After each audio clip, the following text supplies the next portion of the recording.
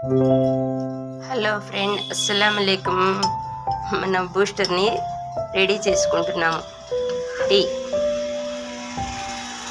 మనకు కొంచెం అలసట ఉన్నప్పుడు, మనకు కొంచెం తలకాయ నొప్పి ఉంటే ఫస్ట్ మనకు గుర్తొచ్చేది ఈ బూస్టరే. దీనిలో శొంఠి ఎందుకు వేస్తున్నామంటే, మనకు ఏదన్నా జలుబులు దగ్గులు అలాంటివి ఉన్నా కానీ రిలీఫ్ అయ్యేది. చాలా బాగుంటుంది శొంఠి టీ. మనకు జలుబు చేసినప్పుడే కాదు, వీడప్పుడు కూడా ఇలా పెట్టుకొని తాగి చూడండి. దాల్చిన చెక్క, పోతే పుదీనా. ఆకు లేనిది ఏది చేయదు ఆంటీ అని అనుకోవద్దు అమ్మా, ఎందుకంటే ఈ పుదీనా వేయటం వల్ల మనకు గ్యాస్ ఫామ్ కాకుండా మనల్ని కాపాడే తత్వం ఉంది ఈ ఆకుల్లో. ఓకేనా? పోతే బ్రౌన్ షుగర్ వాడటం వల్ల కొంచెం మనకు షుగర్ అనేది రాదన్న అపోహ ఏదన్నా కానీ బ్రౌన్ షుగర్ వాడుతున్నాము. ఓకేనా? నాన్న డికాషన్ చక్కగా మరిగింది. ఆ ఆకుల్లో ఉన్న పోషక విలువలు కూడా డికాషన్లో కలిసిపోతాయి. ఆ తర్వాత మనం పాలు యాడ్ చేసుకుందాం.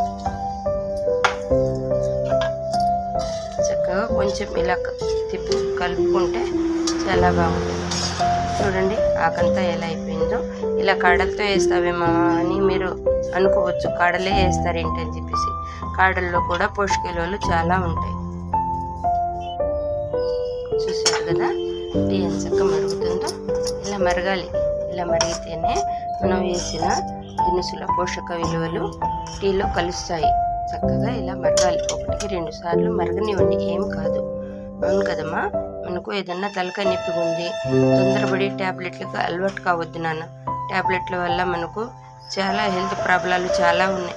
First of all pain killer వాడేటప్పుడు 1-10 సార్లు ఆలోచించి వాడండి.